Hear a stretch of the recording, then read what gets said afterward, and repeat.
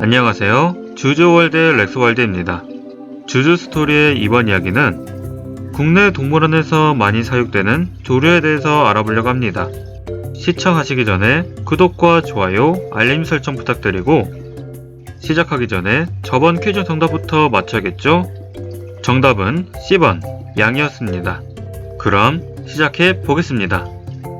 렛츠 스타트! 탑 1. 타조. 타조는 현존하는 조류 중 가장 큰 조류로 수컷의 신장은 2.1에서 2.75m, 체중은 100에서 150kg으로 암컷의 신장은 1.75에서 1.9m, 체중은 90에서 110kg 정도입니다. 학명은 스트로티오 카멜루스로 고대 그리스어로 참새를 뜻하는 스트로토스와 낙타를 뜻하는 카멜루스에서 유래되었으며 발가락은 2개이고 부리는 짧고 평평하고 날개는 퇴화하여 날지 못하고 지상에서 생활하지만 다리는 튼튼하면서 걸을 때는 시속 4km 정도로 달릴 수 있고 적이 가까이 있을 때 시속 90km 이상의 속도로 빠르게 달릴 수 있으며 비행 대신 빠른 속도로 달릴 수 있게 하체 근력이 매우 강하고 골 밀도는 비행에 특화된 여타 조류들에 비해 약간 높습니다. 시력 또한 25.0 정도로 많은 분들께서 시력이 가장 뛰어나다는 맹국류보다 뛰어난 시력을 가졌고 타조는 목이 길고 시력과 청력이 뛰어나기 때문에 야생 타조에게 접근하기는 무척 어렵습니다. 타조는 사하라 이남에 아프리카에 널리 분포하면서 넓은 황무지나 사바나에서 최대 50마리 안팎의 무리를 지어 다니며 야생에서 얼룩말이나 누, 기린, 영양 등의 초식동물들과 무리에 섞여 있는 경우가 있어 시력이 좋은 덕에 가치 있는 동물들은 후각이 뛰어나 서로 위협을 알려주기도 합니다. 타조도 텃새이며 물을 찾아 이동하면서 먹이는 물기가 많은 식물, 과일, 종자, 새순, 뿌리 등의 식물성 먹이이며 가끔 도마뱀, 거북과 같은 작은 동물이나 곤충도 눈에 띄면 먹기도 하고 또한 소화를 돕기 위해 모래와 자갈도 삼켜 음식물을 잘게 부셔 소화시키기도 합니다. 일반적으로 일부 다처제로 수컷 한 마리가 채 5마리의 암컷과 번식을 하며 산란 방법은 수컷이 모래땅 위에 우묵한 구덩이를 파면 거기에 암컷들이 각각 4개에서 8개의 알을 산란을 하는 것이며 타조 알은 광택이 나는 크림색으로 지름은 13에서 15cm이고 무게는 1600g 정도로 보라는 밤에는 수컷이 혼자서 하고 낮에는 암컷이 품습니다. 타조는 전 세계적으로 동물원은 물론 목장에서도 사육이 되면서 타조를 사육하는 농장도 존재하며 국내 역시도 전국적으로 대부분의 동물원과 목장에서도 널리 사육이 되고 있습니다. 탑 2. 인도 공작. 공작은 지구상에서 3종이 현존하지만 한 종은 다른 속에 속하며 인도 공작의 경우 날개 길이는 수컷이 50cm, 암컷이 40cm 정도이며 일반적으로 가장 많이 알려진 종으로 수컷은 칠면조보다 크고 긴 목과 가슴은 금속서 청록색이고 배는 청자색이며 윗꼬리 덕깃은 부채 모형으로 녹색을 띤 긴 깃털에는 눈과 같은 동그란 무늬가 있고 오색 찬란하면서 이 긴 깃털은 꼬리깃과는 구별되면서 번식기간이 되면 수컷은 긴 꼬리 덕깃을 부채 모형으로 펴서 암컷에게 구애행위를 하는데 사용합니다. 암컷은 몸집이 수컷보다 작고 색상도 완전히 선명하지 않으며 목 둘레는 청록색이나 녹색으로 몸통은 갈색이며 깃털도 없습니다. 공작은 다른 꿩과 동물에 비해 목이 비교적 가늘면서 길고 동일하게 날개가 둥글고 짧지만 멀리 날지 못하지만 비행이 가능한 편이므로 공작은 나무가 빽빽하게 자란 밀림에서 서식하며 먹이는 곡류, 수분이 많은 풀 등의 식물성 먹이와 달팽이, 개구리, 곤충 등을 땅을 파헤쳐 잡아먹으면서 도마뱀, 설치류를 사냥하기도 하고 때로는 농작물에 피해를 주기도 합니다. 천적은 호랑이, 들깨, 표범, 맹금류 등이며 공작은 적을 피할 때 짧고 둥근 날개로 나무 위로 한 번에 도망가기 때문에 쉽게 잡히지 않습니다. 수명은 20년에서 25년 정도로 암컷은 땅 위에 둥지를 만들고 10개 정도의 갈색을 띤 알을 산란을 하고 공작은 일부 다처제로 알은 포란 후 28일 뒤에 부화하며 암컷이 양육을 합니다. 수컷 공작에 깃털이 화려한 이유가 있는데요.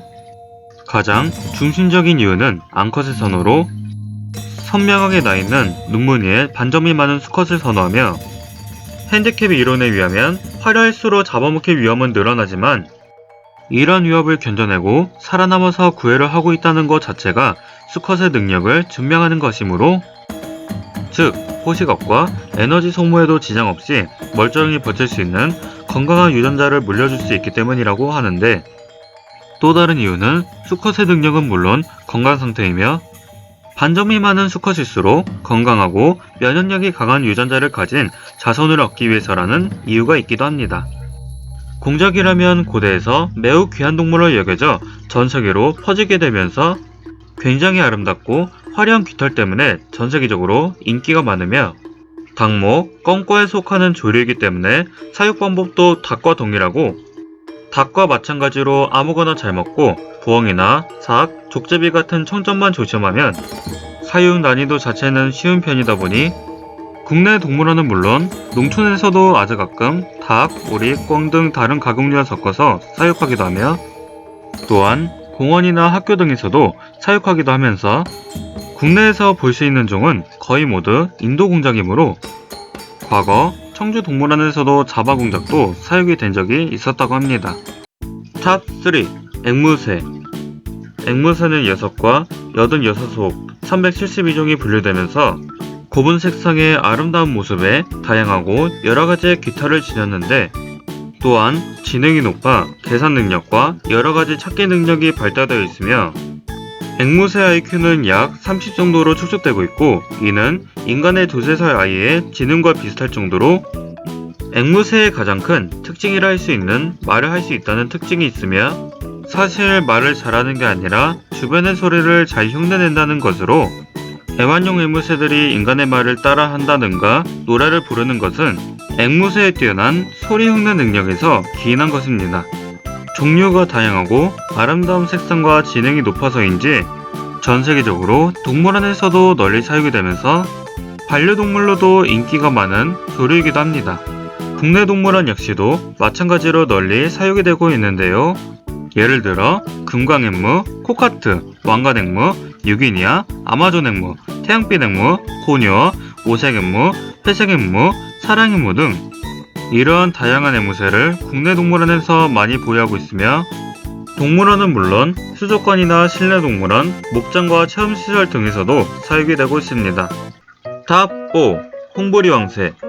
홍보리 황새는 황새의 한 종류로 이탈리아, 체코, 독일 등 유럽 둥지에 서식을 하며 유럽에서 많이 볼 수 있어서 유럽 황새라고도 불리기도 합니다. 우리나라에 서식하는 황새랑 닮았긴 하지만 부리가 빨간 암적색이라 생김새 차이가 나기도 하고 날개 끝은 검고 몸은 전체적으로 하얀색이며 초지, 늪지대, 저지대에 서식을 하면서 유럽에선 주로 인가 근처에 출몰하기도 하고 산란기는 4월부터 5월로 한 배에 3~5개의 알을 낳으며 부화기간은 30에서 50일 정도로 매년 같은 둥지를 손질해서 사용하여 유럽에서 번식을 하고 아프리카에서 월동을 합니다. 먹이는 주로 물고기를 사냥을 하나 개구리, 들쥐, 곤충 그리고 자기보다 작은 새도 사냥을 하고 굶주릴 때는 죽은 사체도 먹는 경우도 있습니다. 홍보리 황새는 전 세계적으로 동물원에서 많이 볼 수 있는 동물인 만큼 국내 동물원 역시도 진양호 동물원과 울산대공원을 제외하고 널리 보유하고 있으며 과거 청주동물원에서도 사육이 되었으나 현재는 소멸 상태이고 에버랜드에서 2022년에 마지막 개체가 폐사하여 에버랜드에서도 볼 수 없다고 합니다. 탑 5. 독수리. 독수리는 우리나라 겨울철새로 대한민국 천연기념물 제243-1호이며 몸 길이는 102에서 112cm이며 꼬리 길이는 29에서 41.2cm, 몸무게는 6.8에서 14kg, 날개 길이는 243에서 310cm 정도로 구대륙에서 서식하는 맹금류 중 가장 거대한 맹금류지만 세계에서 두 번째로 큰 맹금류이기도 하며 온몸이 암갈색을 띠며 이마에서 머리에는 엷은 암갈색의 부드럽고 짧은 깃털이 있고 목덜미와 뒷머리 부분은 깃털이 없이 피부가 드러나 있으며 부리는 매우 크고 검은색입니다. 대부분은 단독 또는 한 쌍을 지어 생활하나 겨울철에는 5마리에서 6마리의 작은 무리를 이루기도 하고 비행 시에는 폭이 넓고 기다란 양날개를 일직선으로 뻗은 상태로 상승 기류를 이용하여 날아오릅니다.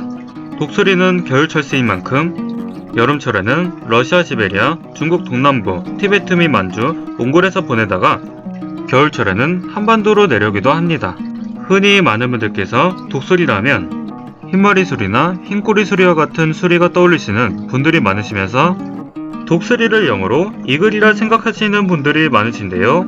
사실 독수리라 단어는 순우리말로 대머리 수리로 독수리의 독은 한자로 대머리를 의미하고 영어로는 벌처라고 불리는 게 정확합니다. 국내 동물원에서 널리 보유하고 있으나 사실 동물원에서 지내고 있는 대부분의 독수리들은 구조센터에 구조가 되어 야생 방생이 불가능하다는 판정을 받아 동물원으로 보내지게 된 것입니다. 탑 6. 수리부엉이.